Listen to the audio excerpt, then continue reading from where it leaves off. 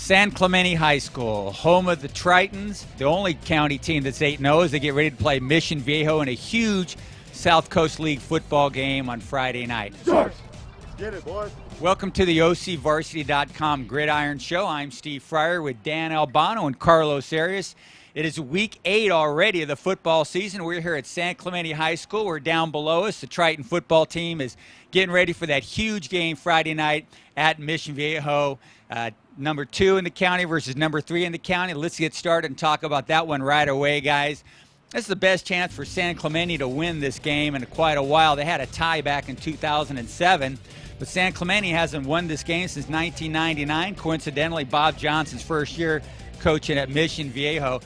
To me, it's a bit of a toss-up game, guys, but I'm going to go with Mission Viejo. I think they've got a little bit more of that big game edge thing, even, you know, like losing to Don Bosco Prep, but that big game stuff is a huge difference maker for me in a game like this. Not surprised that San Clemente wins, but I like Mission Viejo in a close game. Dan, what do you got? I'm picking San Clemente. I think the Tritons, this is the feel of the season for them is specialness. I think they have a really good group this year. They have an interesting mentality. I like their, obviously, what's not to like about their offensive line, but they're playing really aggressive. They're really grinding out the yards on the ground. They're reflecting the attitude of their head coach, John Hamro, who's an offensive line coach, and they're pounding the ball. I think they got about 250, 300 yards in this game. That's really going to be a problem. I think Mission Viejo's kind of banged up, still trying to find their way. So I think San Clemente's going to win this game, close game. Yeah, the banged-up guys Danny's talking about, we can just start with running back, is we don't know if Jaleel Pinner's going to play, the USC commit, or the little back, Buzzy Yokoyama, who, you know, came over to Mission from Newport. He might not play. They might have both guys, might have none, so we'll see. Carlos, what's your take on this one? Well, this is South County football Armageddon. I love it. Yeah. I mean, I love these kind of games where it's like that matchup that everybody's been pointing to the whole year. And, you know, San Clemente's lived up to the hype. I've gotten a chance to see them a lot. I really love their ground and pound style. Dan, you hit it right on the head. That's exactly John Hamro. You know, they just pound away at people until they got nothing left. You know, and they just run them over with Mike Ellispuro and Nick Pasquale. The big lineman, Travis Wilson, when he rolls out, if nobody's open, boom, he's gone for 20 yards. So, yeah, I'm really liking San Clemente in this game. It's definitely a big game for us. You know, we're 8-0 right now, but it's a big challenge this week. If we want to win the league championship, we got to go through Mission Viejo. So they're a great team, so it should be a good challenge for us this week. We're definitely preparing hard. I mean, we're having a good week of practice so far. I mean, yesterday we had a really good week. We had a really good day yesterday, and we're really excited, and we know it's going to be a tough game. Mission Viejo is a pretty good team, but we're all pumped up and we're ready to play. Well, it's the best football team we've played this year. They're good on both sides. They're athletic. They're fast. So that in and of itself is going to present us challenges, but we'll prepare as hard as we can, and we'll be ready to go. Word on the streets is that Jaleel and Buzzy are going to be playing. So that's just the word on the street. I don't know for sure, but that's the word. All right, from the street to the field, we'll see what happens on Friday over at Mission Viejo. Should be a big game. We'll be doing our updates from that game as well.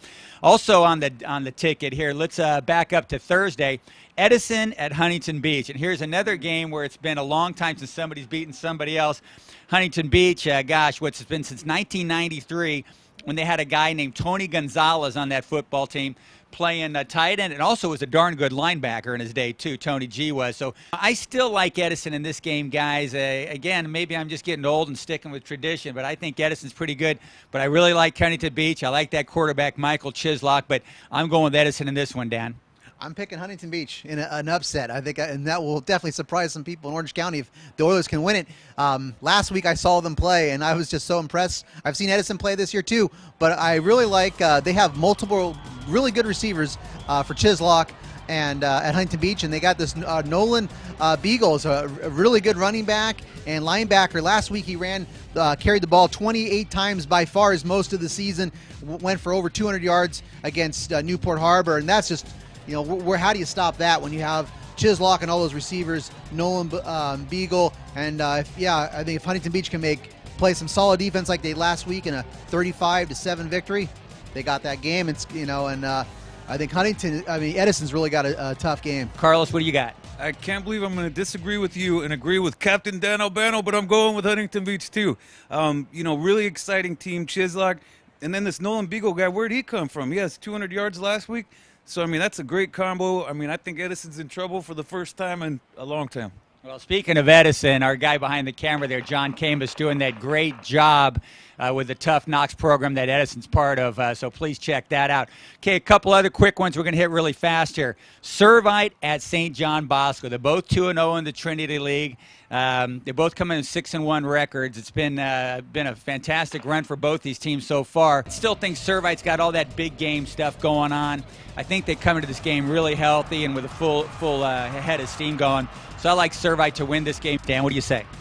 Yeah, I think this is going to be very revealing, I think, for both teams. For St. John Bosco, do they have that edge? You know, can they step up? Do they believe that they can beat Servite and win a Trinity League championship?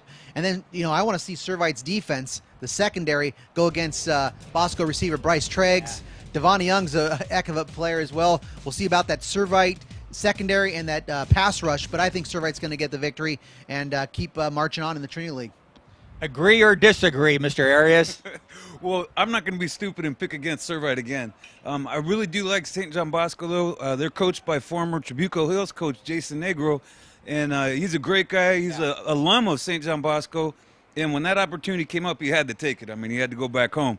But he's doing a great job there. I like Devontae Young big time.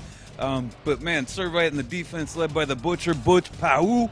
I'm not going against them. So a lot of great games again on the schedule. I know we say that every week, but this week has exclamation points all over it. Yeah, it's a loaded up schedule. It's going to be a lot of fun. Great week of football here at OCVarsity.com, where we've got you covered.